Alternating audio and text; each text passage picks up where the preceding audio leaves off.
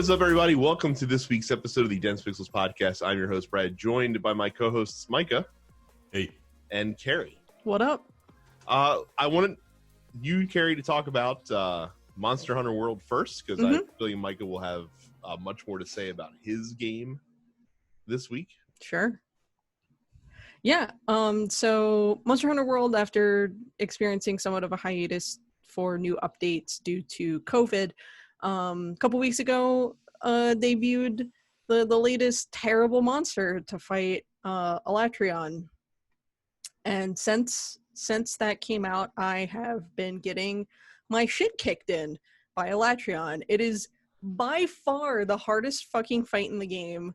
This motherfucker will just wombo combo you with a bunch of different shit. Like, you make one mistake and you're dead. Like, no joke. Like, doesn't matter what fucking weapon you play, doesn't matter what kind of armor you have.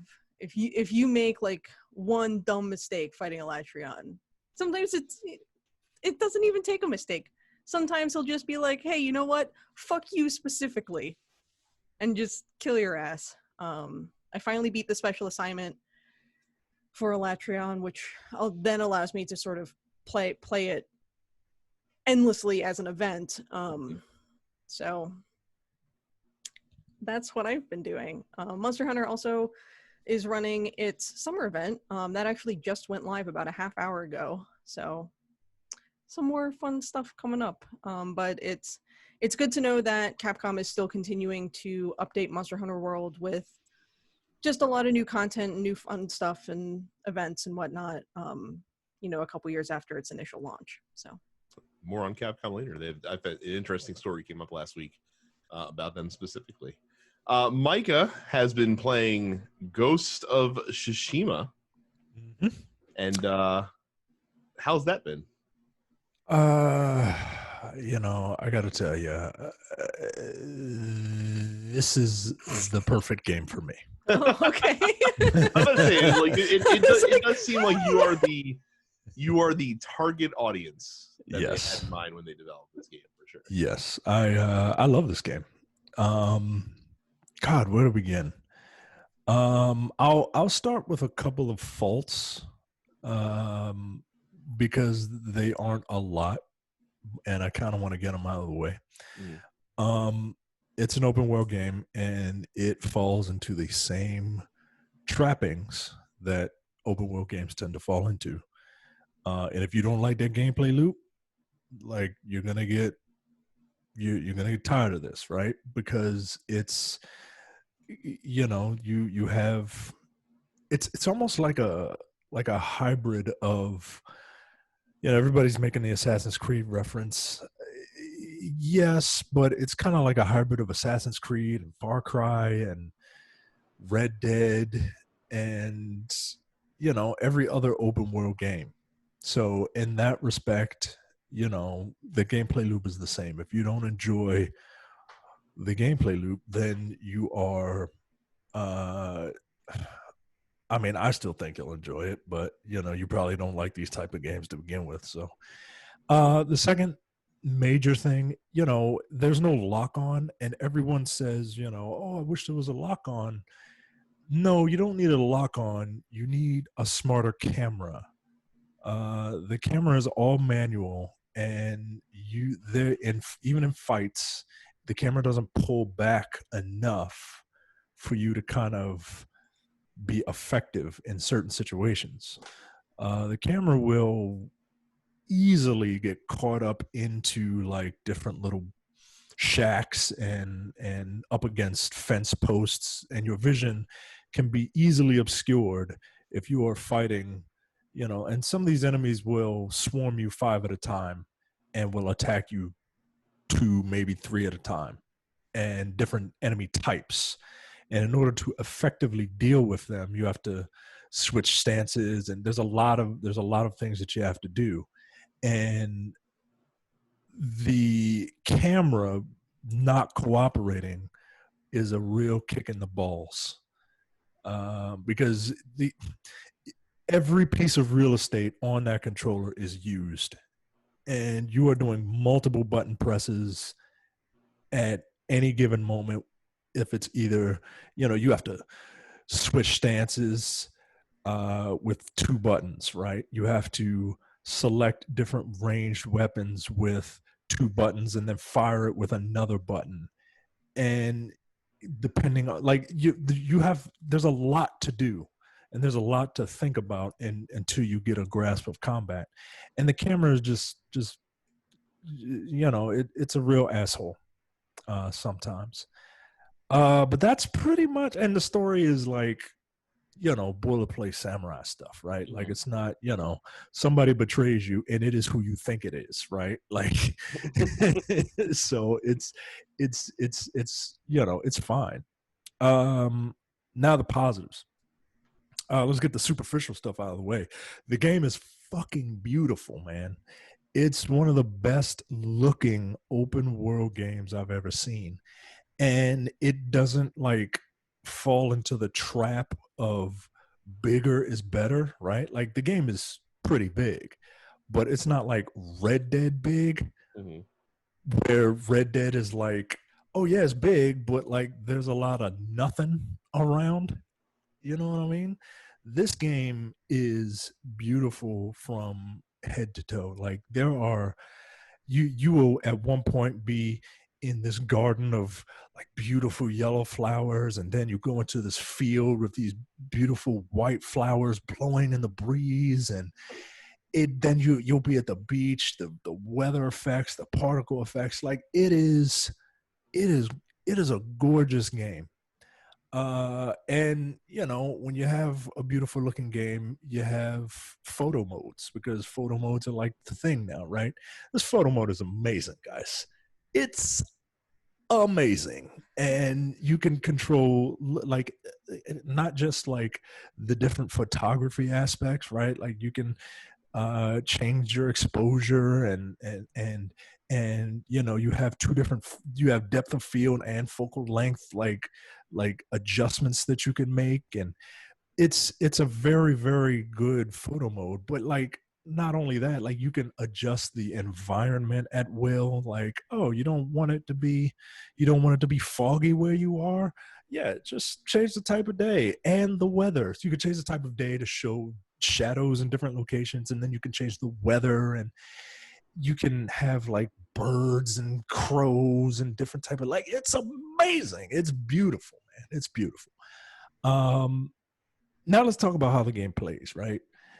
Again, it's getting a lot of Assassin's Creed comparisons. And I can kind of see that, like, if it's Assassin's Creed but good, right? Like, part of the reason you don't need a lock on is because the combat feels great, and it feels responsive. I never feel like I have been cheated out of I don't think I never feel like the game has cheated me and killed me in a way that it isn't supposed to, except when I don't move the camera in the situation that I needed to be in. You have archers and stuff, and they shoot from off screen, but they give you an audible cue when they're about to shoot. So it's not like that first Ninja Gaiden game where people would just throw like ninja stars or whatever at you. Right. And it's just like, fuck you. Like, there's an audio cue to denote when you need to block or when you need to dodge. And combat takes a minute, because like I said, like, there's a lot of things that you're doing at one particular time. And different stances.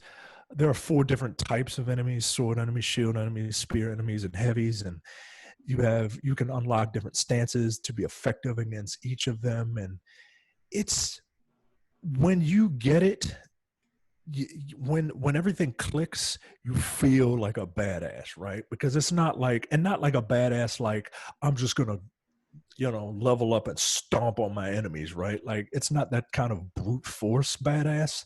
This game is about like parrying and dodging and deflection and waiting for the right opportunity to strike. That's what makes you feel like a badass. That's why you don't need a lock on, because the blocking / parry mechanic is very forgiving, right? Like somebody is attacking you from behind, you hit the block button at the right time, Jin will automatically turn to block that person. It's beautiful, man. And then you get perfect parries, which, you know, leave them staggered for a bit. They have this mechanic where, so there's two different ways that you can play this game. You're generally not locked into one or two ways. Maybe some story missions you're locked into playing stealthily, but for the most part, anything you want to do in the game, you can play either stealth. You could take the stealth approach, or you could take the straight up like, I ain't no bitch, fuck you, let's go, right? And they have a standoff mechanic where if you see somebody and they don't, and if you see somebody, you can press a button and you just be like, hey, like you can act like an entitled white man on the internet. Hey, debate me, fight me, right? And you have this little mini game where you hold a button, and right before a person attacks, you let go of the button. And some people would try to juke you to make you let go of the button before you're supposed to, and if you do, you lose that battle. But if you time it right, you could slash through people, and you could slash up to like 3 to 5 people in one go, and it's fun, dude. The stealth stuff is pretty much like standard stealth stuff, right? You get things to stun your enemies, you get smoke bombs, and you hide through the shadows and all that. But this is the first time where I played a stealth game where I don't like playing the stealth. Like, it's more fun to just go straight up and just, you know, come at people. Now, the problem is, you know, you can very easily get swarmed, but the game doesn't limit you to one different type of style, which is great. This game is for me, man. Like, I love open world games. I'm a borderline culture vulture when it comes to like Japanese stuff. I'm not quite there, right? Like, I don't have any kanji tattoos and shit. I don't have a Japanese name or whatever. I just appreciate it. But yeah, I don't have Jenko jeans, and I'm not running around with my arms at my sides and shit. Right? You're not fucking wearing your Naruto headband on the light rail. Exactly. I'm not that bad, but I can appreciate that stuff. You're man. like adjacent. You're not the guy who's openly saying, "Here comes my Wakazashi slam," but you're thinking it. Right. Like, I don't call my wife a waifu, but I know what that is. You know what I mean? So, this you is. Sure you never called your wife a waifu before? She would. No, I know. She wouldn't be. She was like, "What the fuck did you call me?" I called her my partner in life on a podcast once. She was like, "No, I'm your wife." I was like, "Oh, all right." All right.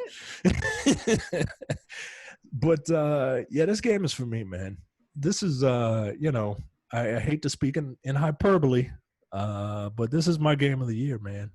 And yeah, I absolutely love it. So come December, this is going to be it. Spoiler alert. You haven't even played Cyberpunk yet.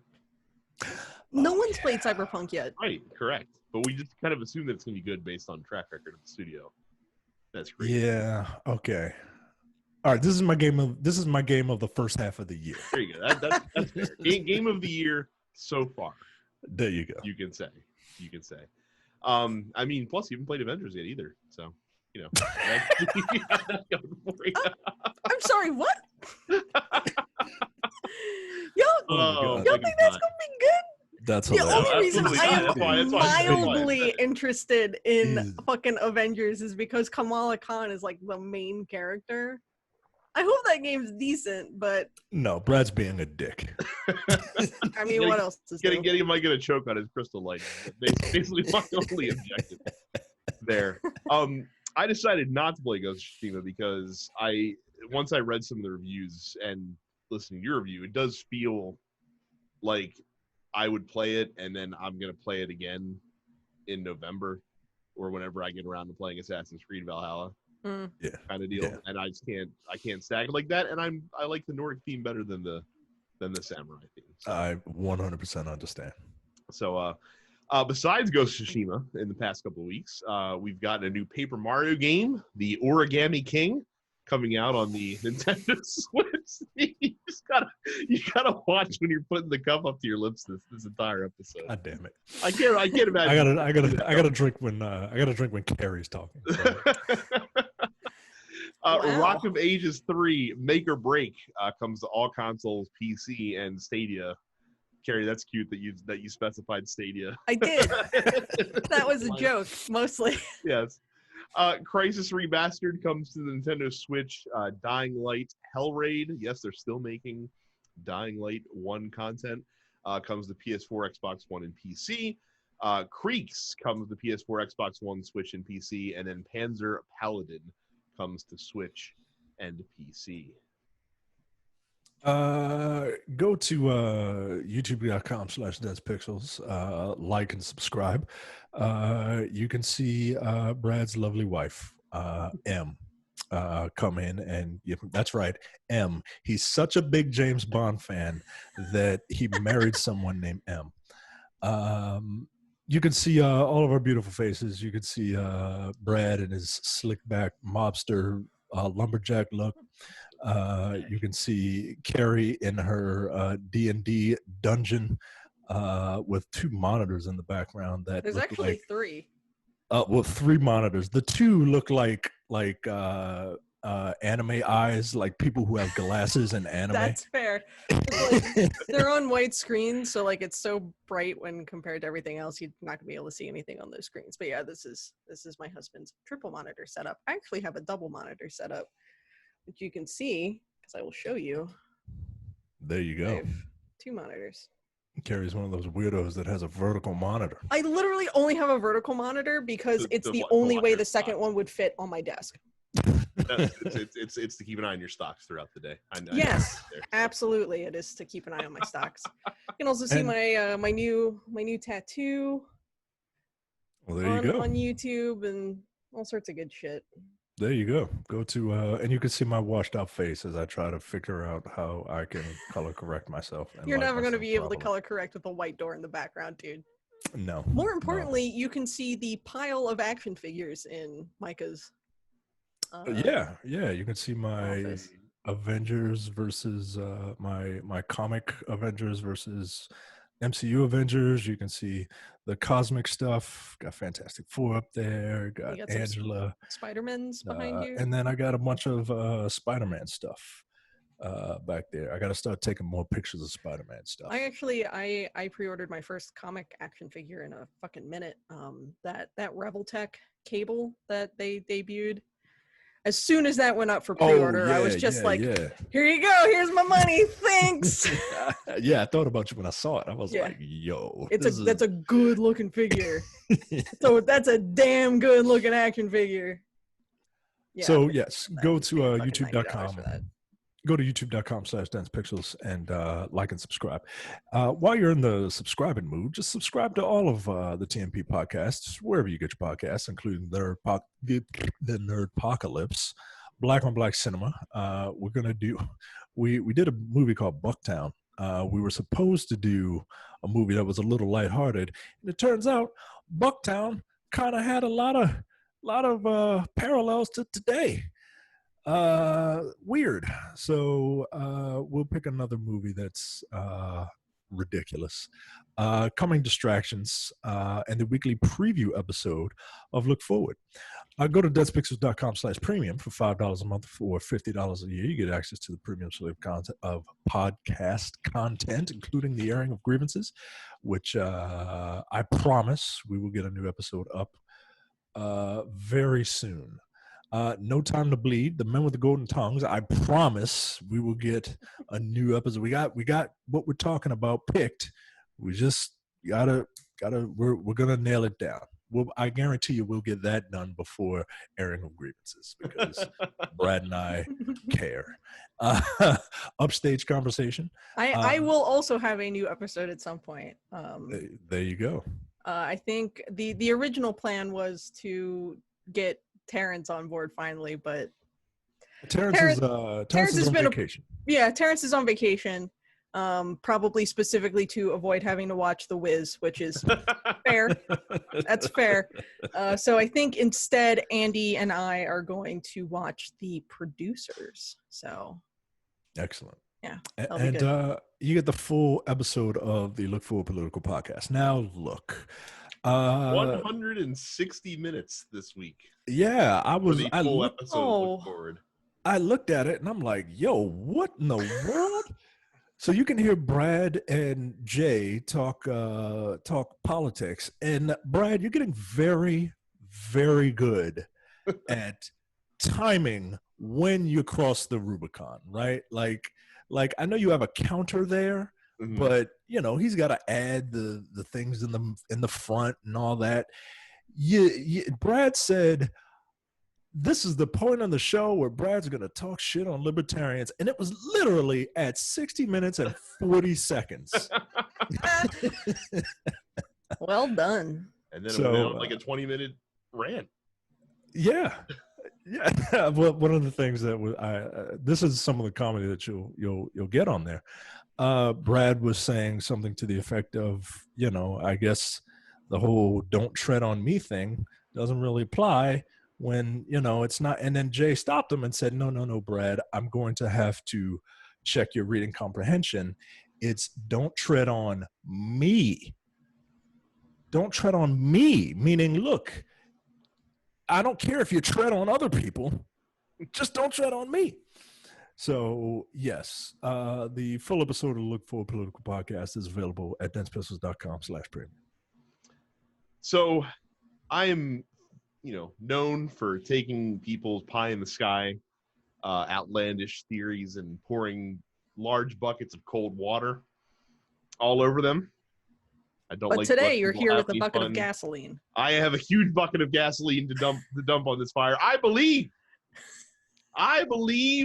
that the Mass Effect Remaster Trilogy is real, and it's finally going to be happening. And the reason that I believe it is because on densepixels.com/Amazon, a new book has popped up for pre-order and has a release date February 23rd, 2021.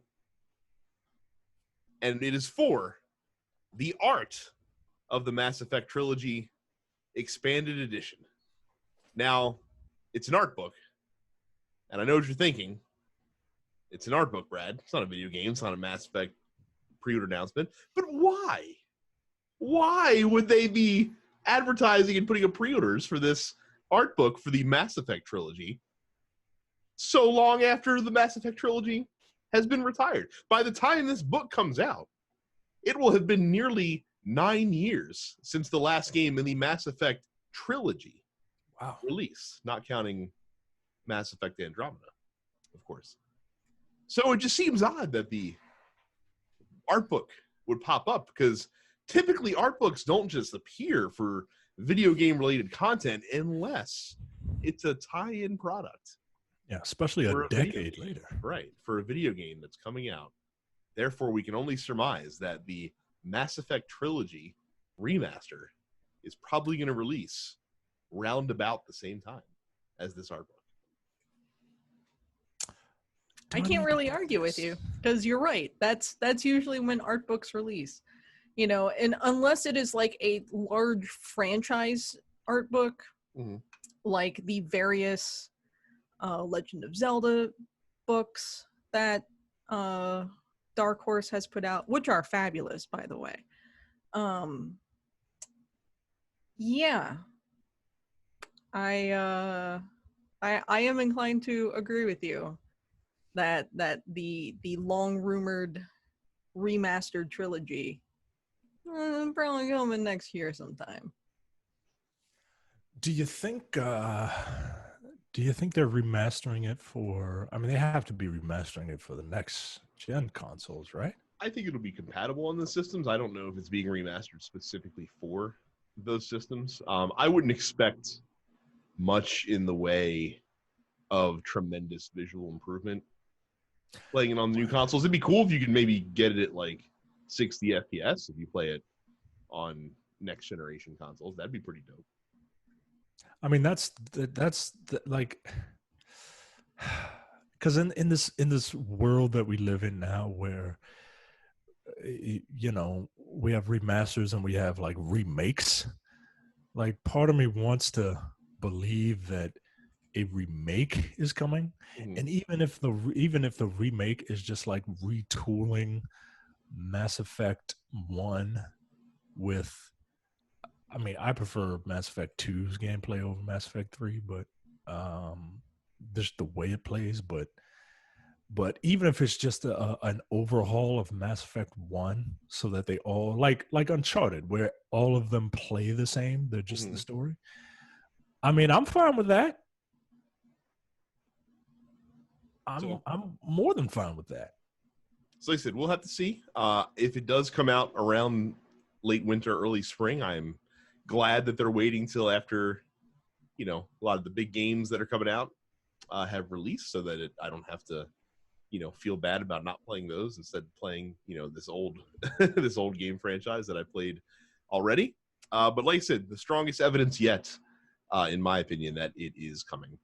Rocket League is going free to play. It's getting an update later this summer that will give it a free to play component. It's also leaving Steam and going exclusively to the Epic Game Store. Now, it just says here that the game will no longer to be able to be downloaded on Steam.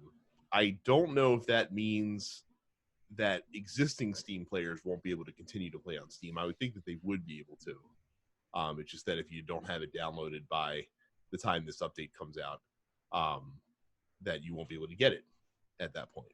Yeah. So, Rocket League's been around for many years. It just passed its 5-year anniversary. Yeah. It only ever sold for $20, I think, 20 or 30 at most. Or free if you got it when it first came out on PlayStation. Yeah, so the PlayStation Plus exclusive. This has been long rumored for quite some time. Frankly, I'm a little surprised that it even took this long to get to the point where it was free to play. Not much else to say about Rocket League. It's Rocket League. It's interesting they're moving away from Steam and going. It's a pretty huge game to move away from Steam, yeah. Given its continued popularity. So a small story that kind of flew under the radar, and I'm not sure what it means exactly. Microsoft has stopped selling 12-month Xbox Live Gold memberships. You can still purchase the 3 and 6 month variants, but the 12-month version, which normally would cost $59.99, has disappeared. And Microsoft has said that they are not going to be offering anymore without really any additional reason given. So that's interesting. They also, but they did confirm that it was not an accident, like it was not an error. That they did. This was a conscious decision. They also announced that the Xbox One X and the Xbox SAD, all digital edition, has stopped being manufactured. So the only Xbox One console that is still being manufactured and sold from Microsoft is the Xbox One S, the normal Xbox console. So the One X is dead. Long live the Series X, I suppose. I'm curious about the 12-month subscription thing not happening. Like, do you think this is them slowly phasing? So, because when you subscribe to Game Pass, they kind of, especially when I did Game Pass, I did the super duper deluxe one, right? The one that gives you gold. Yes, and, the Game Pass Ultimate is what it's called. Right, and that was your gold subscription, and as soon as that went out, you lost gold, right? So do you think that this is them slowly kind of phasing out gold, and then you have to have an Xbox Live or an Xbox whatever fucking pass or whatever it is? I could see, so I could definitely see them wanting to nudge people in that direction. So here's how it breaks down for those that are not familiar. So a 3-month subscription is $25. A 6-month subscription is $40. And a 12-month subscription, this is for gold by itself, is $60, which breaks down to $5 a month. Now, if you get Game Pass Ultimate, that is a monthly subscription no matter how you slice it, and it's $15 a month for Game Pass Ultimate. Game Pass by itself is $10 a month. So if you take the $10 a month you pay for Game Pass and then add $5 a month for Gold, that is essentially like you're, if you are cool with Game Pass, you're essentially paying the same monthly rate for Gold that you would be if you bought the 1 year Xbox Live Gold subscription by itself. So I think you're on to something in that they're trying to definitely nudge people towards Game Pass, because they say, hey, if you get the Game Pass too, you get a better value for Gold. Now it's the best value for Xbox Live Gold if you get Game Pass Ultimate. The add-on though is that you have to get Game Pass, and really, like, the thing about Game Pass is while it's not as useful for folks like us, it is useful if you're like a Microsoft, if you're an Xbox fan, because the way you can break down the cost is if you were going to buy 2 Xbox exclusives in a year, it's assuming they released 2 Xbox exclusives in a year, but if you were going to buy 2 Xbox exclusives in a 1 year period at launch, that's the price of your Game Pass subscription right there, like just in those 2 games by itself. So again, the value's there. I think it definitely benefits you more if Xbox is your primary console, though. I don't think it works as well if you're someone that only plays the Xbox for the few exclusives that they have currently. I'd just like to say that Scott Steiner could not have broken that math down any better. Very good job. Capcom put out, or they had a shareholder meeting. This is very interesting news in my eyes. So Capcom said during the shareholders meeting, and this was reported by GameIndustry.biz, 80%, so 4 out of every 5 games that they've sold have been sold digitally, which I find to be very interesting. Yeah, it's pretty wild. Now, I have to wonder if they are considering Iceborne as its own unique standalone game. Well, they can, because they did sell it physically, a physical copy. But I have to imagine that, given that Monster Hunter World is Capcom's single best-selling game of all time, and virtually every single person who's played Monster Hunter World fucking got Iceborne, that's many millions of almost entirely digital copies. Mm-hmm. So that probably drove that ratio up significantly. I think also with Capcom in particular, and so like there's a couple companies I would not be surprised to see this kind of split in the favor of. Capcom's one of them. THQ Nordic probably wouldn't shock me. EA's is probably closer to 50-50 just because of FIFA. But if you take FIFA out of the equation, it wouldn't shock me if theirs was also slanted more toward, heavily toward digital. And I think that any company that runs very aggressive pricing on their games is going to see this. Like, one of the reasons that Capcom probably has this split is because Capcom is not shy about discounting their games after launch. Like, typically, 4 to 6 months after a brand new Capcom game comes out at $60, it's going to get lowered to $40 straight away. Ubisoft, same boat. Ubisoft is very similar in that fashion, in that they're very aggressive. I mean, Ubisoft doesn't even wait 4 months sometimes. Like, usually, like, Assassin's Creed, they're like, this game came out 6 weeks ago. It's half off. Yeah, literally, you will see Assassin's Creed come out in October or November, and then, like, around Christmas time, it's like $40 or $30. Yeah.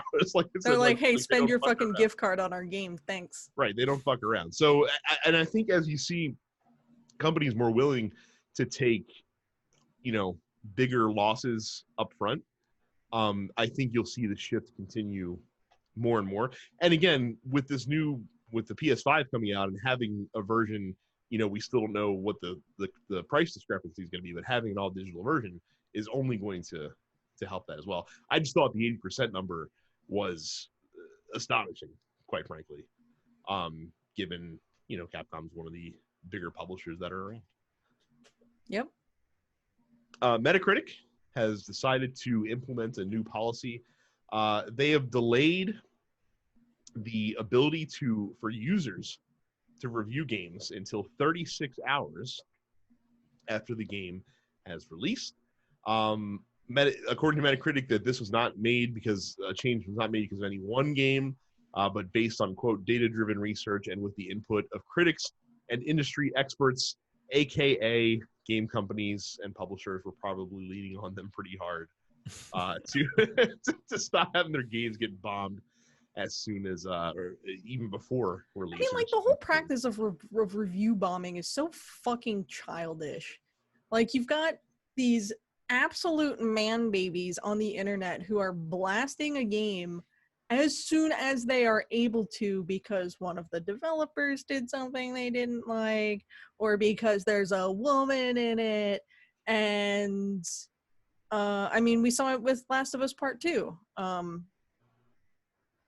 We've seen this happen with movies, and of course it has also happened in games. So for Metacritic to be like, hey, you gotta actually play the game before you can review it, it makes sense. Like, review copies get sent out to media people and industry folks ahead of time, so when they are submitting reviews for publication, they have probably played and finished the game. Some asshole who is just mad about a woman in his video game probably hasn't bought the game, much less played it, so why should he get to have his voice heard day one? Yeah. She has bigger muscles than me is not a critique of a video game. It's just not. Yo. I don't know how they do it. I do wish Metacritic for user reviews could find a way to make sure that only people that have played the game could submit a review. Again, I don't know how you can police that. It's not like Amazon, who is the one selling you the things they can identify, or any other e-commerce site, so that they can identify that you're a verified purchaser. But right. Yeah, be nice. But what are you gonna do? Like I said, Metacritic is literally just Rotten Tomatoes for a video game, so it deals with a lot of the same trials and tribulations. Spider-Man Miles Morales will apparently have a performance mode on the PlayStation 5 that'll make the game playable in 4K 60 FPS. However, it is not clear if you will have to sacrifice other PS5 features in order to enable that mode, such as real-time ray tracing and other rendering effects. So just a bit of a thing there. A lot of folks were concerned because it seems like that not every next-gen game is going to be developed with those targets in mind. So it'll be interesting, I think, to see what has to be given up in order to achieve that, even on next generation consoles. We're all frame rate over graphics people, right? Yes. Okay, I just wanted to make sure that we're not like lunatics. No. That being said, I'm still story and characters over either of those. So. Well, you just talk about hardware. Yeah, hardware. I mean, whatever. And, do it run? Okay, cool. Thanks. In this week's edition of You Cannot Ignore Politics in Video Games, EA has announced Madden 21 will replace the former logo and name of the Washington professional football team with a generic Washington team name until they're able to until the Washington professional football team is able to lift the copyright from the Virginia resident who bought all the copyrights for any name that they possibly would have chosen. Yeah, some fucking real estate agent in Fairfax was like, yo, let me quickly copyright every possible name that people think might even remotely happen. Just fucking trademark scalping. And look, like I said, you know what? It's what Dan Snyder deserves. It is what Dan Snyder deserves. I have no problem with people who squat on trademarks. I really don't. It is one of the few ways that that the everyman has a way to combat capitalism and get theirs. So like I said, if you want to squat on trademarks and hit the jackpot if they happen to want to use the thing that you have a claim on, more power to you. Mm-hmm. Like I said, they've got the money. They've got the money if they really need to shake it loose. Yeah. So, but yes, apparently you will see. So Madden 21 will require a title update that even if you buy a physical version of the game, you have to connect online, and that update will wipe out any Redskins references, It'll logos. wipe most of them. Correct. This Some article things notes like that stuff like audio and commentary, stadium art, crowd gear, motion graphics, and uniforms are among the first places where players will see adjustments to the DC team. However, players may continue to see some outdated Washington references in other areas of the game at launch. However, the company is committed to removing all of these from the game and additional title updates coming shortly after launch. So they're going to get like Joe Buck or whoever does the commentary for these games. I don't know who does the commentary for Madden. I haven't played. Is it Gary Madden Thorne? No. I know he does it for No, fucking but- NHL, right? No, he doesn't do it anymore for NHL. Oh, he doesn't? He did back in the day. I think Kevin Harlan does the play-by-play. I don't know who the color guy is. I Hold on, I'm really looking this thought up. you were. I really thought you were about to say Kevin Hart. No, not Kevin Hart. I was about to- Or it might be not Kevin Harlan. What's that dude's name? Kevin Burkhardt. I think. At least last year it was Brandon Gowden and Charles Davis. Oh, I know who Charles Davis is. I don't know who the other guy is. By any stretch of the imagination. I like to imagine that all they had to do was go to the game files and hit like Control F to find and replace Brandon? Redskins with nothing. Brandon Gowden is one of these fucking Fox Sports 1 guys. Well, He's so is Charles Davis. That's not surprising. Well, it's interesting because he's mostly like a college football guy, it looks like. But I guess that makes him cheaper to hire. Yeah, but see, I Madden. guess EA doesn't feel like paying the Al Michaels, Chris Collinsworth premium. Yeah, I was anymore. about to say No. like No. I'm on the outskirts of sports. I know names. I've never heard of these people. Like I said, Charles Davis is a former player, and he was on NFL Network. I think he moved to Fox, if I'm not mistaken. So I know who he is, but I definitely did not know the other guy. There are two people that I know on Fox. There's Shannon Sharp and Skip, and whichever lady they have on hand to sit in between them that day. I think it's like a rotating group of women who come in. Every time I see them, there's a different lady in the middle. So it's those three are the only people that I know on Fox. And that black dude who gets on my nerves. It must be good for Skip Bayless to not want to have I think he's happy that he's with Shannon Sharp now, because I have to imagine that he just wanted to punch Stephen A. Smith all the time. Stephen A. Smith is obnoxious. Like Shannon Sharp is opinionated, but he does it in a way that Shannon Sharp is a really affable dude. Yeah. Stephen A. Smith is annoying. Yeah. Annoying as hell. Finally, Bungie has delayed Destiny 2 Beyond Light, the new expansion that's coming out, to November 10th. Everything's just coming out in November now. Everything. Cyberpunk, this Destiny expansion, Assassin's Creed, everything's coming out in November. It's going to be crazy. Of course, they blame COVID. Everyone at Bungie's working from home right now, so I guess there's just been a little bit of a slowdown. Yeah, you know what I'm about to ask you, Brad? Yeah. What you gonna do, brother? Well, I told you already. So I really haven't played Destiny in a while. I've taken a pretty extended hiatus. What, like a week? No, it's been like 6 months. Okay. It's been a long time. Because the seasonal content just wasn't keeping me around long enough. So I've taken a bit of a break. I was looking forward to this new expansion coming out, but again, Cyberpunk trumps all. Cyberpunk is gonna be what I go with upon release, and then we'll see where I'm at. Maybe after playing a vast open world game like Cyberpunk, I will want to take a break from that genre and maybe hold off on Assassin's Creed, and maybe I will go back to Destiny. At that point, we'll see. The new expansion looks very cool, but we'll have to wait an extra 2 months to get it. You don't have to. Well, you have to wait 2 days when you buy things from www.densepixels.com/Amazon. When you do that, you help the show out, and you don't pay anything extra. Go to www.densepixels.com/Amazon and pre-order the Art of Mass Effect Trilogy Expanded Edition. I'm looking at my regular edition, and I'm curious as to what the Expanded Edition is. what it's got in it. I don't know. Maybe I'll have to go to www.densepixels.com/Amazon and find out for myself. There you go. I'd also recommend if you're going to be buying Mass Effect themed things on densepixels.com/Amazon, may I recommend the excellent Mass Effect Omnibus, which has 4 of the best Mass Effect trades that are out there that you can get. It's pretty good, and I'd highly recommend it, especially if you enjoy the story of the original trilogy. It's got a lot of like in between stuff about like the elusive man and how Liara became or got involved with like the Shadow Broker and things of that nature. So very cool. Let's get the good Ubisoft story out of the way first. Because there is a second Ubisoft story. There is. It's pretty bad. A couple weeks ago, Ubisoft had what would have been its E3 event called Ubisoft Forward.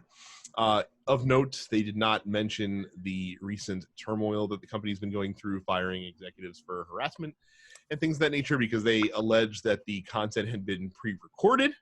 Why they couldn't put a disclaimer up front. It would have taken like no time at all for them to be like, hey, we're working on it. I feel like it would have been better than nothing. Yeah. So I feel like it would have been better than nothing.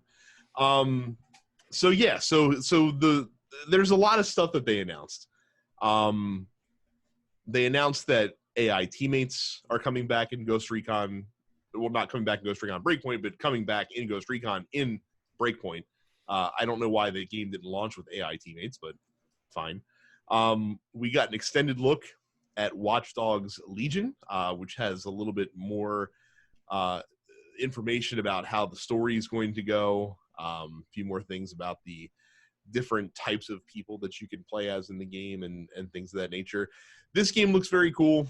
It is coming out October 29th, and I feel like it's going to get lost in the sea of major releases that are coming out the following month.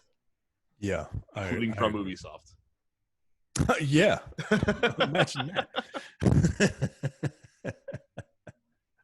There's a game called Hyperscape that I believe is available now in beta on PC that they announced. It is Ubisoft's entry into the Battle Royale genre. Because of course everybody. We're not tired of that yet. We're not. This one has a very kind of like Ready Player One-esque sort of vibe to it in terms of how the story is laid out and things of that nature. And then we got to see gameplay from Assassin's Creed Valhalla, like actual gameplay and not the gameplay that they allege they were showing. Rendered in engine. Right, for the first time they showed the game off. This game looks really fucking good. Yeah, it does. I can't wait to play Assassin's Creed Valhalla. Look, you can fucking punch a wolf. Who wouldn't want to punch a wolf?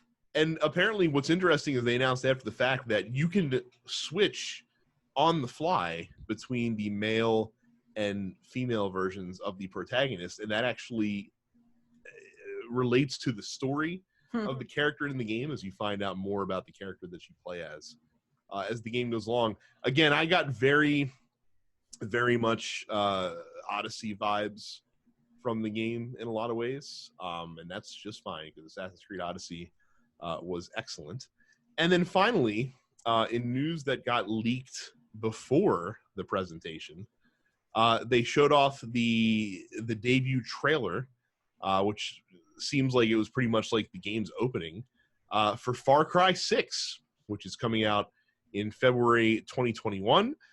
It is starring Giancarlo Esposito of Breaking Bad fame, among many other acting credits to his name. And he looks to be playing the dictator of some like bad guy. Republic. He's the villain. Yeah, he's the mega villain for sure. And he's trying to groom his son to take over for him. The thing about Far Cry games, and Far Cry 6 looks no different. The premise and the way that they introduce the games is always amazing, and then when the game comes out, the game is merely fine. You nailed it.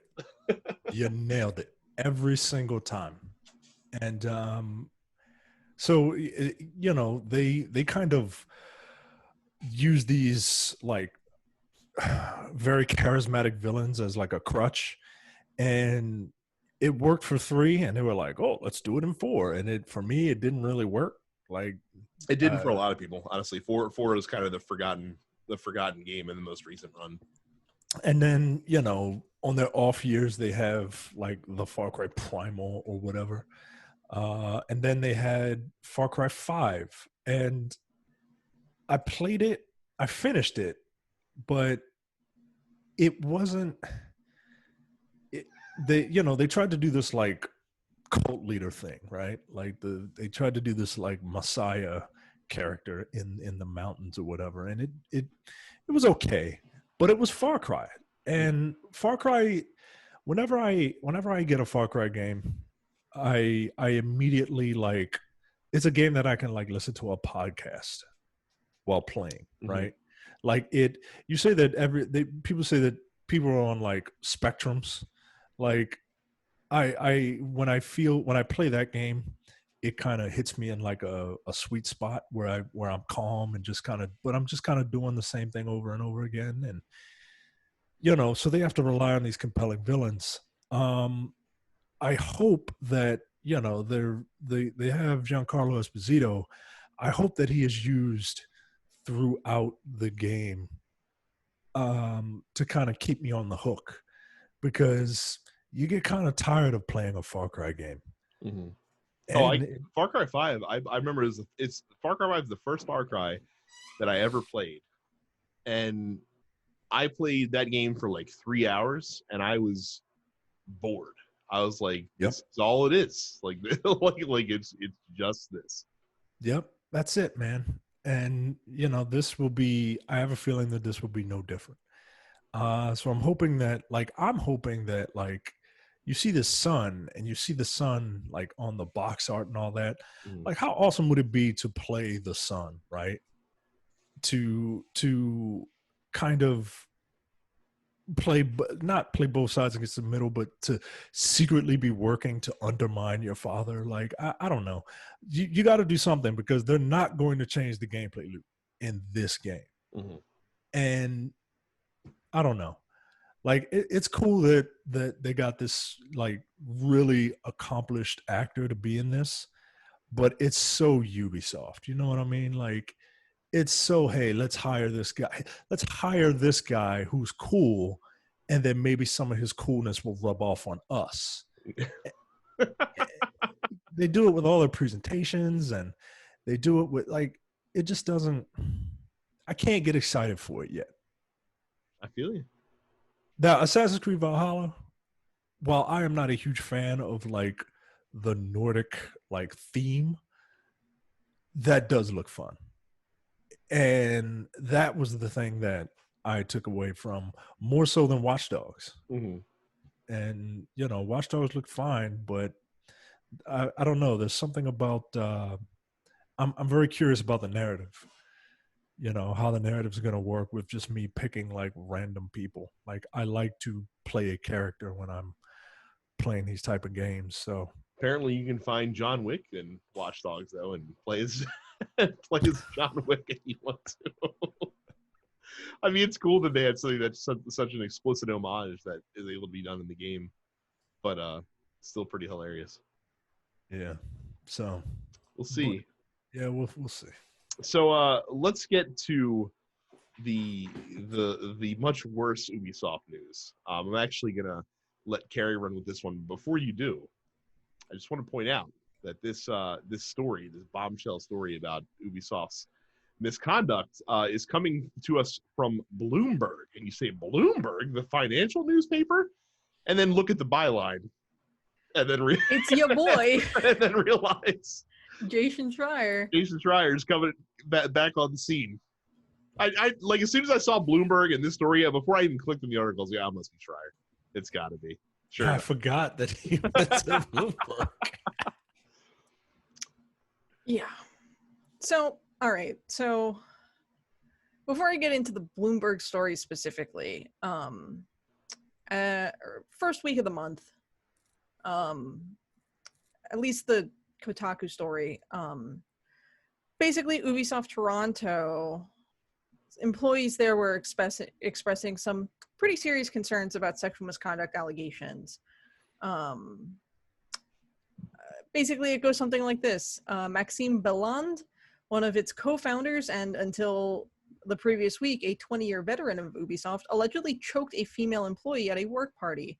Some heard it as a bizarre one-off, others shared it as a warning to women at the studio to be wary of him. Many employees expressed that this was just a pattern of behavior. All these accounts started coming out about Ubisoft executives who had literally, been with the company for decades at this point, right? And then 3 high-profile figures at Ubisoft, the chief creative officer, I guess Serge Hascoët is how you pronounce that. All these motherfucking French assholes. I think it's Hascoët. Hascoët. Yeah, there are some umlauts over the the global head of human resources, Cécile Cornet, and the head of Ubisoft Canada, Yanis Malat, departed the company in the wake of these widespread allegations of sexual misconduct. And then Jason Schreier over at Bloomberg, he has his story. So basically, since those stories began to break, Schreier basically kicked into action and was like, time for me to uncover the real dirt. So he talked to more than 40 current and former Ubisoft employees about the abuse allegations. And basically, their combined accounts make one thing pretty expressly clear, which is that Ubisoft knew about these problems basically the whole time and opted just not to do anything about it.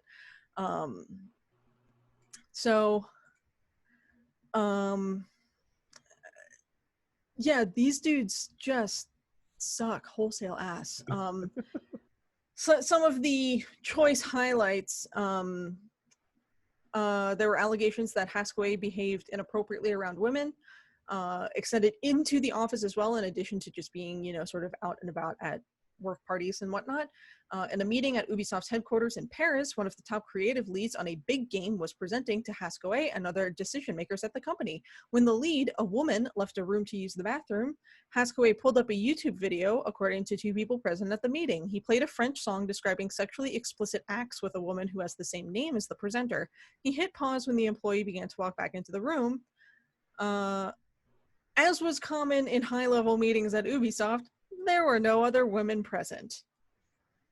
Current and former employees say Hascoët enabled bad behavior by fashioning the editorial quarters into a sort of frat house like the one in Animal House.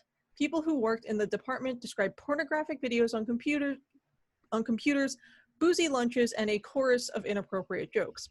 5 workers say they reported Francois to HR at various points over the past decade, some of them multiple times, for incidents including sexual propositions and genital grabbing. One former Ubisoft employee say they wrote an email to the CEO some years ago about problems with Francois, not long after Francois was promoted. This is Tommy Francois that they are referring to, a 13-year veteran at Ubisoft who apparently openly flirted with subordinates, made homophobic jokes, and performed unwanted massages, say some 10 people who either directly witnessed or were the subjects of these alleged abuses. Newcomers to the company were told it was just Tommy being Tommy. A woman who worked at headquarters say she faced repeated sexual harassment there. Colleagues sent her sexually explicit messages, including pornographic videos. Francois, who was several levels above her on the organizational chart, asked her out 4 or 5 times. She refused each invitation. She has this woman who asked not to be identified over concerns about potential damage to her career, says she reported all of these incidents to HR and nothing happened, and later was told she would have to move to an Ubisoft studio in a different country. She did, and says she was frequently told while in this different country, you can't be a producer, you're a woman. Less than a year after relocating, she quit. So, fucking long story short, if you have the ability to read the Bloomberg story, and I know many people won't because there is a paywall, but I have to get a subscription through my job, so fucking hit me up. I'll just send you a text. It's a doozy. There is there's other just like generally shitty things aside from the harassment stories. Like it's like that culture creeped into games as well. So like they talk about in the article how like Ubisoft was reluctant to promote female protagonists in their games because they were worried about how it was going to affect sales. Yeah, so legit, the people who worked on Assassin's Creed Odyssey just wanted Cassandra to be the main character. Right. They wanted her to be the character. They didn't want a fucking dual character system again. But fucking Haskell would not allow that to happen, saying that women don't sell. So the result is with a story that a lot of people consider a little convoluted. And the story in that game probably would have been much better if it had just been focused on Cassandra, who is ostensibly the more interesting character anyway. Mm-hmm. And again, it like the Schreier even calls out like the fact that they're ignoring reality by saying that. Like the reinvigorated Tomb Raider series sold like gangbusters. Horizon, sold more than 10 million copies, which has, both have exclusively female protagonists as well. And the thing that's shitty is that aside from these allegations, like the reason that they permitted, and by they I mean the Guillemot brothers, who are the heads of the company, the reason that these assholes were permitted to get away with the kind of shit they get away with is because they brought results. It's only when Ubisoft had a rough 2019 because Division 2 and Ghost Recon Breakpoint were much rockier releases in terms of sales, did they start moving his responsibilities around and made them more likely to want to part ways with him when a story like this emerged. So, someone in one of the replies, I feel like it's worth pointing out, apparently a lot of developers had routinely bizarre interactions with Haskell, who was described as eccentric. Apparently during presentations he would bang his head against the table, a sign he was bored or unhappy with what he was seeing. And someone else said, I'm beginning to think that executive business management isn't the high-skilled job they all make it out to be.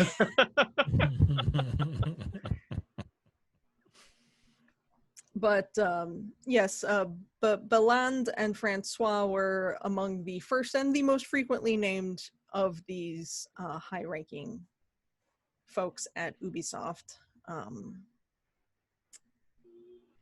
Shit sucks, man. Like this is gross, dude. Like I don't know how many times I don't know how many, like I'm thinking of different ways that we can describe the same shit that we keep seeing. Right, because like we saw this happen with what, Riot last year? This happens with who's that other French company? David Cage's company. Yeah. It happened Quantic there. Dream. Like, and it's the same MO, right? Like frat house, porn on the walls. Yeah. Like just like shitty dude bro culture. Yo, you're at work. You're at work. But here's the thing. This is kind of so like Jay has a theory that I'm a firm subscriber to, and that everybody should at some point in their life get punched in the face when they do something stupid, because then the next time you go to do something stupid, you'll remember what it was like to be punched in the face, and you'll say to yourself, well, I don't want to get punched in the face again. And it might make you rethink the stupid behavior that you were about to engage in. And this is the same kind of thing where you have a bunch of mostly white, almost exclusively men that have come up in, this corporate structure, but it's still like an atypical corporate structure because it's still video games and things are done a little bit differently. It's a little bit more lax and it's not quite as structured as some other corporate environments would be. And you have enough people that just were never told no, or were never slapped on the hand, or were never, held accountable for any dumb shit. And unfortunately, in business, results, it's a results-driven industry. And if you get results, and this is true no matter what business you're in, if you get results and you get the results honestly, like if it's not your work that's being cheated you just act like a fuckhead, but you still bring the numbers.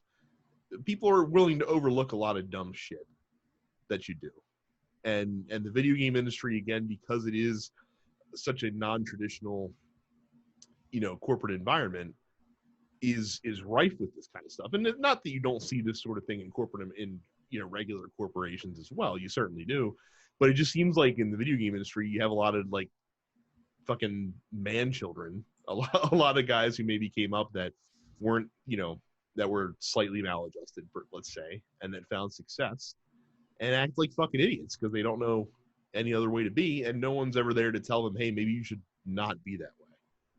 Maybe you should stop doing that. Or maybe promote some more women in higher ranking positions within your company. I mean, that's part of the problem, is because none of these people have ever been on the receiving end of that kind of behavior. They don't see anything wrong with it. And, a lack of diversity in the workplace, particularly at executive level positions, is something that many industries are finally starting to address a little bit, but it's like you got a lot of people just fucking playing catch up at this point, and that leads to situations like this where we see this exact issue crop up over and over and over again from company to company. And it is, as Micah said, it's the exact same shit every time. It's just different people doing it, but they're all doing the same thing. I don't know, man. Shit sucks. Like, well, and again, this is one of those cases where just the best thing to do is to expose it and force these companies to confront it. Right, because unfortunately, like, you're not gonna get people to not buy their product. That would be the most efficient, as you talked about on Look Forward, the most efficient way. The most efficient way to affect them is to affect their bottom line. You made reference to the DC football team changing their name, and that only happened because sponsors started yanking money. And it happened in a matter of weeks. Yeah. Like, people had been trying for decades to get the shit changed, and then all of a sudden corporate sponsors come along and like, hey, these millions of dollars that we're giving you every year, we're going to stop doing that. And then 2 weeks later, Dan Snyder's like, we're changing the name. Right. FedEx sent out a tweet and said, change the name. And lo and behold, the Washington, D.C. football team that plays at FedEx Field decided to change their name. So, but in this situation, that's not going to happen, right? Like, so I don't know how to combat this other than to expose it. And what really pisses me off is that, a couple of weeks ago, back when The Last of Us and opinions on The Last of Us were literally just all over the place, some developers Jason Schreier tweeted out, video games are too long. And then from that one tweet, people kept jumping into his mentions. That's the right terminology, right? Yeah. Okay. People kept jumping into his mentions and they started chastising him. And some developers were like, look, I know you just want to sell books or whatever, but like you're like he was a detriment to their industry. Well, because to them, he is. Like, he's airing all the dirty laundry. He's spreading all the secrets that they'd much rather not have to deal with. Right. And that's what I'm saying, yo. Like listen to what you are arguing about, video game developer. Like, It's no different than, say, a hypothetical, and I'm speaking in hypotheticals, but a hypothetical head of state who's really antagonistic towards the press, who holds them accountable and reports on the dumb shit that they do all the time. So he gets mad at them constantly, even the press that generally tries to make him look good all the time. But some occasionally they report an honest story, and this hypothetical head of state gets really upset with them. And instead he's forced to turn to basically lunatics that aren't actual journalists or in the video game industry, that'd be kind of like the blogosphere, things of that nature. Fucking gators. In order to get to content, hypothetically, I don't know anyone that's like that, but it could exist. Swear to God, man. But that's what they are. That's all that it is that they don't like him because he digs up the dirt and he is an investigative reporter. That's what he is. He's the only one in the video game industry. He's literally the only one. That's it. It's just him. He has the monopoly on investigative journalism which is insane to me. Like, I can't believe that. It's a good thing he's really good at it. Yeah, it is a good thing. He's a damn good journalist. I swear to God, man. So, like I said, pay him as much money as you need, and for Christ's sake, get more people that actually know what the fuck they're doing in that side of the industry. Mm-hmm. Every single major games outlet should have a Jason Schreier. Pay them. Get please exposing these stories. Like it. I feel like games journalism at large feels very stagnant right now because the same people who are doing it right now are the same people who created it in the fucking 90s. And some of these people are pretty good at their jobs. Some of these people are very good at their jobs. And a lot of these people are just sort of, they're here.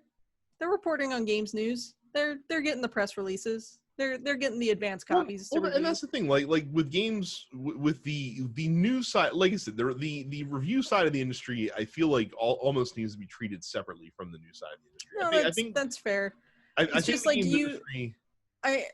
part of the issue, of course, is that in games journalism, especially, there's such a fear of being blacklisted by companies. Right, losing access. Exactly. Yeah, of losing the access. That is a big deal. And that's why you don't see more of it. I feel like, maybe this Ubisoft story would have broken a couple years ago if people had the ability to actually dig into companies. Well, are you suggesting that Ubisoft would somehow threaten to restrict access of their product from games outlets that don't cover them favorably? Like something that might have happened back in 2007 when EGM was blacklisted because they gave Assassin's Creed 1 a average review, not even a bad review, but an average review. It was like the equivalent of a 7 or something like that. It was a 7. Yeah. It was literally a 7. Are you suggesting that that's something that can happen? What sucks is that there's not a regulator in the industry who can fucking hold the game companies to task when they pull extremely unethical bullshit like that, because that's what it is. It is unethical to blacklist media outlets based on them reporting facts. That is unethical. Hard stop. It is. But because we don't have any sort of oversight in the industry, we don't have a fucking national gaming regulator or anything like this that's holding companies accountable to how they treat media and stuff like that.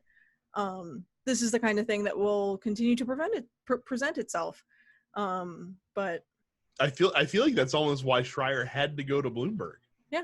To some extent, because are you really gonna fucking revoke access to motherfucking Bloomberg? No, you're not. But even if they do, who gives a shit? Like, Bloomberg's there to report the news. They're not there to review your fucking video game. This is also true. I'm not saying that Steve Totillo would have pressured Jason Schreier, because I highly doubt that he would have, because Jason Schreier got Kotaku tons of clicks. But I almost feel like that, if he hung around, that had to be bad for Kotaku long term for access. Yeah, which like you said, is unfortunate. And like you said, until they can get serious, either by it would either take a regulator carry, or it would take the major players in the games media industry colluding with one another. Yeah, they would have to all band together. Right. But they won't, because for the same reason that, reporters in a hypothetical field, head of state's briefing room will never collude together, even though it would be in their best interest to do so. But yeah, so until that happens, gaming media news will just basically consist of regurgitation of press releases, and that's it. Mm-hmm. So Right, which is why every preview feels like It's the every same. every preview feels like it's the same, and every preview feels like the game is going to be amazing until you play the game. It just Yep. it's so weird, man. Get your opinions from trusted sources and whatever source it is, a major source or your friends on the podcast you're listening to, right? But just be it's so the business now that because I'm paying more attention to it, like the actual business, it just feels gross. I don't know. Very quickly, Carrie, tell us about yeah. Nintendo Direct Mini. Quickly as I possibly can. So Nintendo was like, yo, what up? We're doing a Nintendo Direct Mini in 8 hours. We'll see you then. They like posted it like in the middle of the night, and then like it ran the next morning. So this is an 8-minute direct focused on third-party games. So we got a couple little things like Rogue Company, which is a third-person multiplayer shooter. Looks generic as fuck. We got to look at WWE 2K Battlegrounds with a fucking Stretch Armstrong looking John Cena. That game is gonna be such trash. Yeah, it's gonna be awful. The bigger news though, Cadence of Hyrule, the Legend of Zelda spin-off from the folks who brought you the Crypt of the Necrodancer, is getting some DLC, which is very exciting. The 3 DLC packs are going to be just $6 each. The first one, which is already out, adds 5 new characters, including Impa, Shadow Link, Shadow Zelda, and like a couple of other characters from, I think, Crypt of the Necrodancer. So new play styles, basically, for runs. And then you have the Melody Pack, which features 39 new songs, which is super cool because the Cadence of Hyrule soundtrack was a fucking banger. And I'm looking forward to more of those remixes in that style. I think it's on sale right now for like dirt cheap, or maybe maybe it's Code of the Necrodancer that's on sale. Maybe Crypt of the Necrodancer is always on sale though. And then the third, we're getting a whole new map where you will get to play as the Skull Kid from Majora's Mask, and you swap your masks to take on different powers. So that's going to be really cool. A version, like a physical version of the game that contains all 3 DLC packs comes out in October. So all 3 DLC packs will be coming out between now and October 23rd. In super exciting news for me, motherfucking Shin Megami Tensei Nocturne getting a fucking HD remake for the Switch. Yo, this 2003 game kicked my ass wholesale, and I am so looking forward to having my ass kicked wholesale once again in 2021 when it comes out. Yes, Shin Megami Tensei 3 Nocturne. Now, this is not the version that features Dante from the Devil May Cry series. If you're wondering where the featuring Dante from the Devil May Cry series like meme came from, it comes from Shin Megami Tensei Nocturne. Because the original US version of the game featured Dante from the Devil May Cry series, and that was like the hype sticker that they put on the fucking American release box because they didn't know how to promote Shin Megami Tensei in the United States. But they were like, yo, people like Dante. So of all things, right? Like, yeah, right. People like this cornball. Let's put him on this game that he has no business being in. Yeah.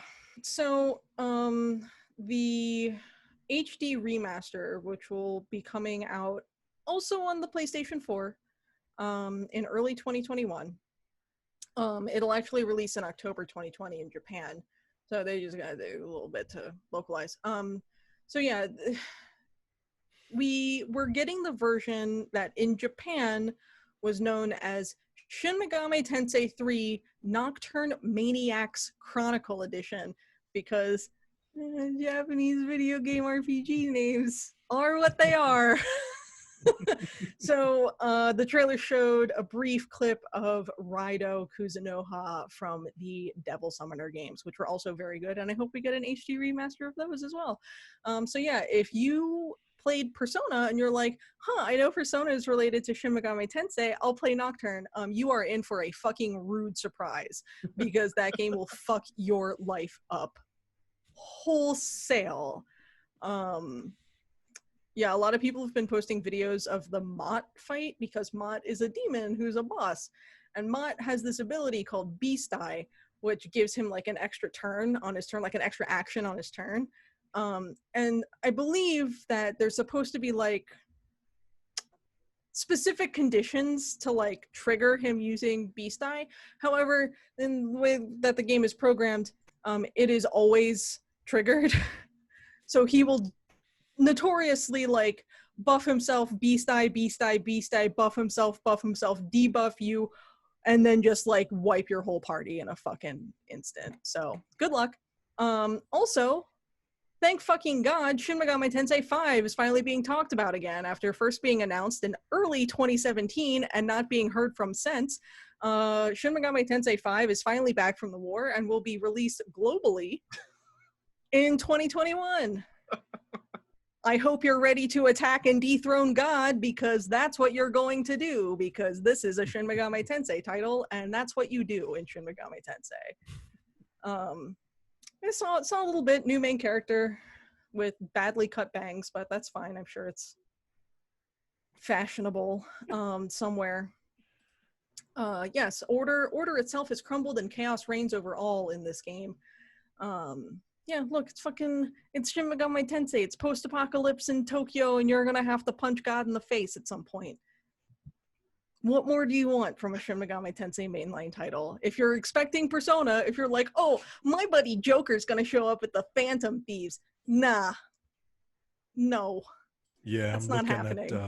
I'm looking at this trailer in this article, and 16 seconds into the trailer, you see a demon, and he says, "The god that you worship is dead." Yeah, that's Welcome to Shin Megami Tensei. God is dead. Good luck. Look, I feel like because like Persona 5 was so big, right? Persona 5 blew everyone's expectations away. Definitely one of the best JRPGs ever made. Massive mainstream success in a fashion that I don't know people were expecting it to be. The problem is that that's been a lot of people's entry point to the Shin Megami Tensei franchise at large, and they don't really have a frame of reference for like the rest of the franchise outside of Persona 5. And you can go on Steam, which now has Persona 4 Golden, which I beat, which was delightful, by the way. And a lot of the negative reviews of Persona 4 are like, where are the Phantom Thieves? Where's the metaverse? I don't know. This isn't like Persona 5. And I'm like, if people are getting mad at Persona 4, which is still like fucking babies for Shin Megami Tensei game in a lot of ways, no, you're not going to have any fun trying to play Nocturne. You're going to walk into a new area, get crit, have your whole party wiped on like in 2.5 seconds, and you're going to throw your controller against the wall like I did in 2008. Right. Damn. Okay, Terrence. Look, I get it. Shin Megami Tensei Nocturne is the hardest game I think I've ever played. I truthfully never finished it. I got pretty far. I got like 80% of the way through. Look, I played, but I have never come closer to actually breaking a PlayStation controller than I was while playing Nocturne. So I remember playing Shin Megami Tensei Nocturne because Dante, hello, and I did not know. I saw a kid shoot himself with a gun or whatever, and I'm like, that's Persona 3. That's Persona 3. No, I did. See, I'm getting them confused. To be fair, they came out at like the same time. So I remember playing Nocturne, and I remember not like I was not ready. No, and I don't think I'm going to be ready. And it's funny because in the board game industry, there's a genre of games that are like war games. Like, and when I say war games, I mean like conflict simulators of like historic events kind of deal. Yeah. And like Gettysburg and whatnot. Or all sorts of wars and that throughout history. And so like one of the most popular games in all of board gaming is a game called Twilight Struggle, which is kind of simulates the events of it's like America versus Russia during the Cold War kind of thing, and you're competing for influence and things of that nature. And if to introduce that game to a novice board gamer would be entirely overwhelming. So it's kind of like, but it's still accessible enough that you can learn it. So it's kind of like the Persona games of of wargaming, and then you can get to like the super like 8-hour like sit down and slog it out complexity games. Yeah. Look, if you're someone who's like, I really like Persona, but I'm a little intimidated by what I'm hearing about Nocturne, what I would recommend that you do is try and play the 2 Digital Devil Saga games, which came out around the same time. But they're sort of like a good stepping stone between the what is ostensibly like overwhelming but very still accessible and I would qualify easy the Persona games, and like the rest of what I would consider more like mainline or hardcore Shin Megami Tensei games. They're PlayStation 2 games. You should play both because they're basically parts 1 and 2 of the same story. I think they're pretty easy to find, or you can just emulate them. What the fuck ever. Yeah, Digital Devil Saga. I mean, look, Nocturne isn't coming out on Switch until early next year. You've got like 6 months, right? So at least. So you got time to play through Digital Devil Saga and see if you're like, okay, cool. Well, if this is what more mainline Shin Megami Tensei games play like, then I'm either definitely interested or not interested at all. But if you're going into Nocturne fresh, not having played like a more mainline Mega 10 game before, Godspeed. So we will move quickly through the post office this week. You can submit our questions by going to our fan group at nespixel.com/fans. Every week, Amir says, and I feel like this is like directed specifically at Micah because the answer to that Micah is going to give this question is every game. Amir asks, have you ever played a game that the side quests were so good that you forgot you had to play the main game? I'm playing one right now. Ghost of Tsushima. Yeah, like the characters are interesting. One character is, we're out to hunt his student who turns out to be a traitor and is now working with the Mongols, and he doesn't know why, but like, nope, gotta kill her. And one character is like, yeah, my whole family got slaughtered by these motherfuckers. Let's find the killers and kill them. So yeah. And then, oh yeah, by the way, you got to save your uncle. Like, oh, okay. Mass Effect 2. To be fair, Mass Effect 2, the main story is a collection of side quests. It is, but I'm way more invested in helping these characters and getting their loyalty up. And then it's like, oh yeah, by the way, we have to fight the baby Reaper, who's actually like a Terminator, right? Right, like in Mass Effect 2, they're like once you get into the, it really is. Once you get into the game, they're like legitimately like 5 story missions, quote unquote, and literally everything else is loyalty building for your squad. So the game that I would say that.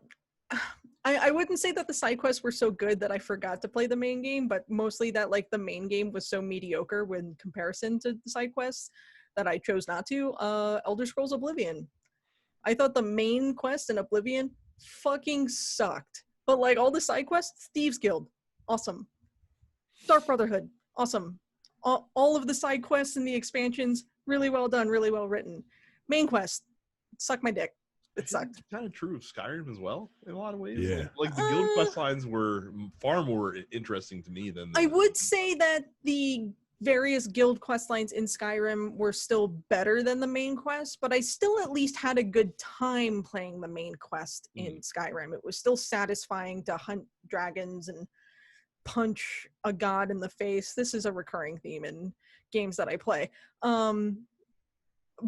Whereas the Oblivion main quest, like the Oblivion gates themselves were so horrendous to actually play that I just didn't want to do them. So I chose not to. Cam asks, he's in the market for a new TV and was wondering what the thoughts on curved versus traditional 4K TVs were for video game playing. They're probably negligible, honestly. Yeah, at this point. It matters.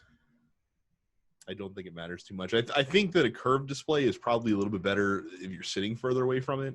I think if you're like monitoring, or if you're like up against it and it's just Yeah. surround yourself with screen. I feel like monitor. I don't think there's any games that specifically would take advantage of having a curved display. I don't believe that they're designed that way. So, Malcolm asks, how about the swamp fight this past weekend at Extreme Rules, WWE? He brought up that I said that WWE might run these cinematics into the ground. Malcolm says they have. I'm not surprised that Malcolm says that because Malcolm is a hater of all things fun. As I said, you're going to see ones that are better than others for sure. The swamp fight, and truly the problem with the cinematic matches is that they came out of the gate with like the two best ones. Like it was going to be very difficult to ever top the Boneyard match and then like the John Cena, alt history. Yeah, John Cena. This is what your life could have been. Right. Like it's very hard to top those two because they were so good. And they definitely have been the results have been much more mixed since then. But I don't think they run it into the ground. I think that they just need to plan them out a little bit better. This was definitely not my favorite. Do you think doing them once a month is? I feel like that's too much. Yes. Yeah. I feel like it is a little bit too much to do.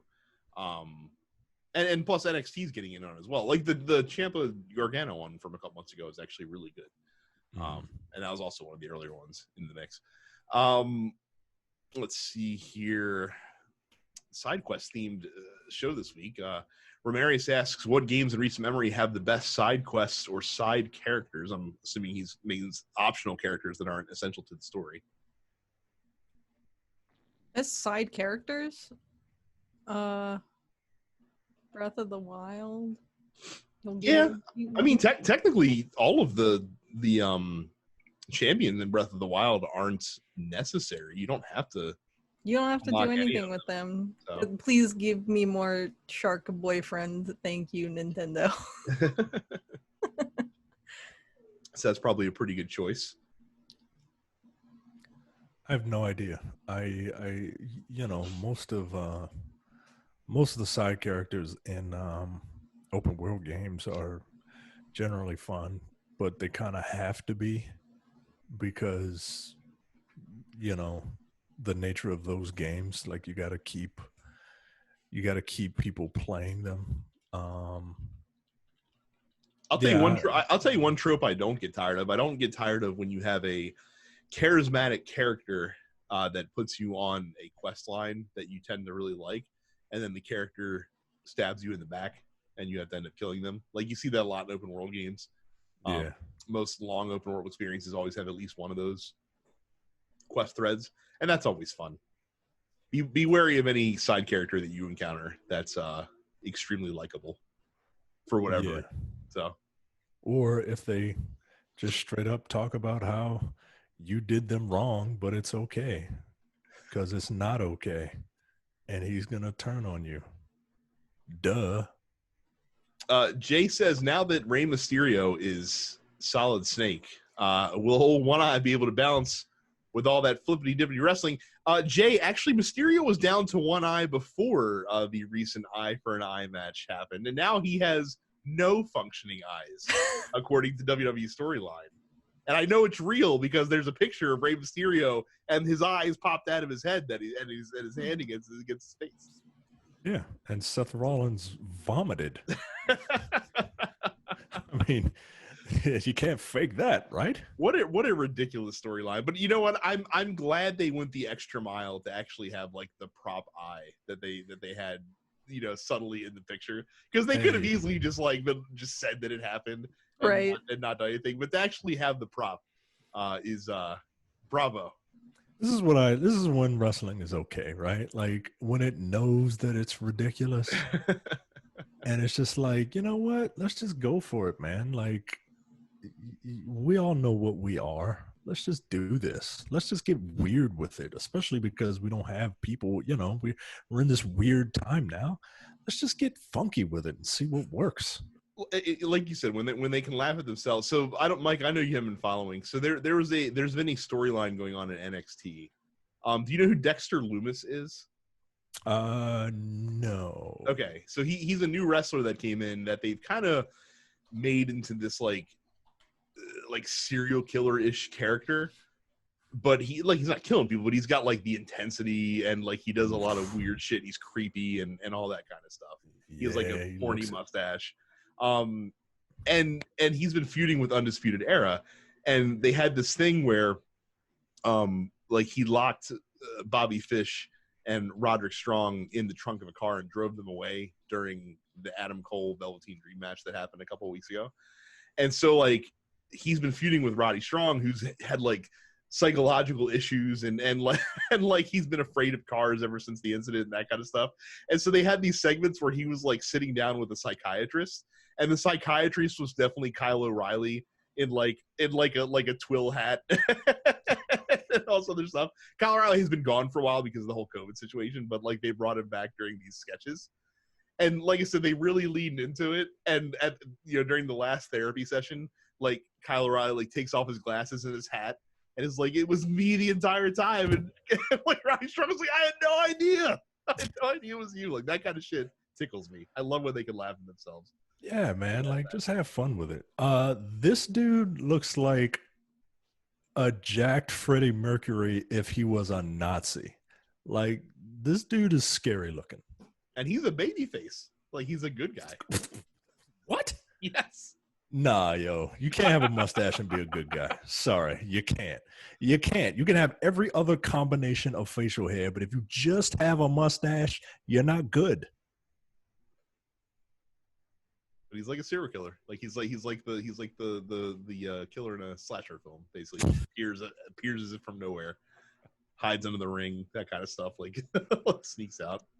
It's fun, man. Love it. I can't. All right, I'm gonna have to. Trey asks, is full motion video the genre that won't die? We all know Trey loves FMV games, by the way, because he's the guy that bought the hard copy of Night Trap when they released it. Recently. The guy, the only guy. I'm pretty sure he's the only one that did. I would argue that full motion video is the genre that never lived. Yeah, it never really became too terribly popular. It's always been this sort of weird niche cult thing. Here's the thing. I don't think there's any genre that will ever like die. Like we've still got fucking 2D platformers being made, and that was like 35 years ago. Mm-hmm. So I don't think there's any particular genre of game that will ever go away 100% completely. FMV, I feel like still very like a niche thing because of the very specific kind of production that is involved in such a game.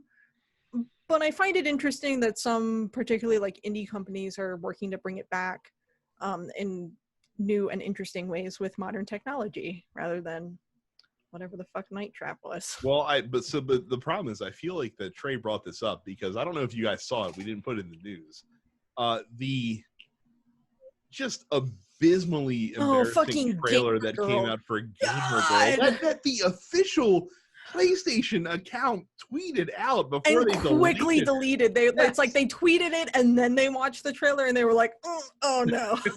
I don't know what this is. Oh, you should Google Gamer Girl video game, Mike. All right. Watch the trailer for that because it's astonishing. It's terrible that this is a thing that exists. The publisher, Wales Interactive, said in a series of tweets that the game seeks to raise awareness towards online abuse, saying, Gamer Girl is about the impact user comments and actions have on a streamer's mental health and well-being. The reason why FMV Future created the game was to raise the issue of the toxic environment, which can often appear online behind the anonymity of a username. It's awful. It looks genuinely awful. All right, put a shirt on, lady.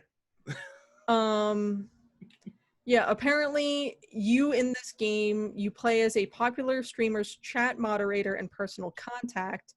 You have to handle a chat log and main personal contact with the streamer. You make decisions about the posts in her chat, respond to her DMs, and work to help her succeed. It's being positioned as the first improvised FMV game with press release drawing comparisons to found footage movies like Blair Witch Project and Paranormal Activity.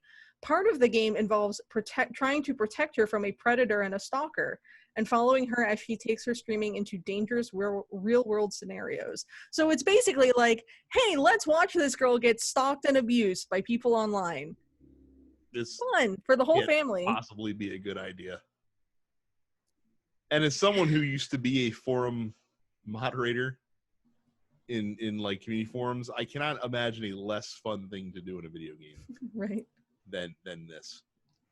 Yo, what do we mm-hmm. That's the right facial expression to have, Micah.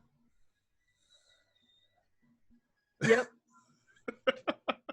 That's it. That's the one. We'll end with Robin, who asks, what games have you played that you enjoyed but never finished because you were tired of playing them? Every 60-hour open world epic that I truly enjoy for about 30 hours and then fall off of because it gets repetitive. So the problem with games like that, and I'm worried it's going to be the same thing for Cyberpunk when it comes out, my only fear, is that if your story, like the gameplay is what gets me in the door and having fun for a while. But if your story can't drag me through the rest of the experience, I'm only going to play half to 2/3 of your game and call it quits. I've got to want to see what happens next. Yeah.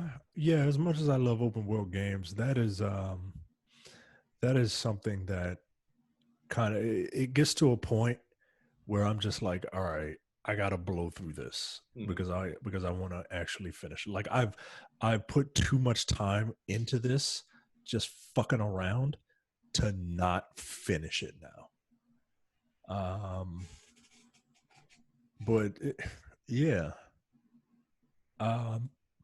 Far Cry, I enjoy playing those Far Cry games, but they're not like, I don't feel the need to finish them. As much as I love Assassin's Creed, I mean, I did finish the main story of Odyssey, but what was the one that came before that? I never finished Origins. I had never finished the Jamaican one. I never finished the Colonial one. Oh, here you go. You know, probably the best example of this is for me, honestly, like the shining example, Breath of the Wild. I sunk 50 hours into Breath of the Wild, enjoyed my time. That game has almost no story, almost none. Like the central plot line is almost the point of the game is presented to you in the first 5 hours, and then there's not too much, story development beyond that.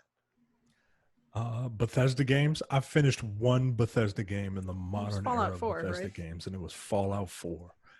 And that's just because, one, there was nothing else out at the time, and two, I was like, I've never finished one of these. I gotta finish one of them. I think one for me is Radiant Historia, which is a game that I've bought twice, played through most of the way twice, and did not finish twice. And part of that is because Atlas, in their unyielding wisdom, decided first to release the original release of Radiant Historia about 6 months before the 3DS came out. It was a very late DS release. And then Perfect Chronology came out in the United States about a year after the Switch launched for the 3DS. So they're games that are good. The part of the problem with Radiant Historia is that it's a game that really runs you in circles as far as the story is concerned, and I got kind of sick of that shit eventually. Beautiful music, great characters, fun battle system. I just couldn't fucking hang anymore. Well, there you go. So again, densepixels.com/fans if you would like to contribute to the Dense Pixels post office. Thank you for everyone submitting questions. We only answered about half of them this week just because we were running long. Don't forget to subscribe to the show on anywhere you get your podcast, and make sure you subscribe to the other TNT Studio shows while you're doing that as well. Head over to youtube.com/densepixels. Click the like icon. Click the bell to subscribe. Click the red button to subscribe. Click the bell to be notified when we post new videos every week. Pulling a mic over here. Yeah, And see, you can it's also not easy. you can also head over to Twitch. Follow Carrie at Something's Carrie. Follow Terrence at Apparition410. I might do some streaming this weekend. I might try and set up for some Monster Hunter streams. There you go. And you can watch me get my shit kicked in by Elatria. We've done it. We've brought the episode full circle, folks. Thank you guys for listening to this jumbo-sized episode. That's what you get when we go off for a week. You get a long episode. So we will see you all the next time. See ya. You're watching the Dense Pixels YouTube channel. Click the subscribe button while you're here and make sure you check out our weekly podcast where we discuss the latest gaming news and our impressions on what games we've been playing.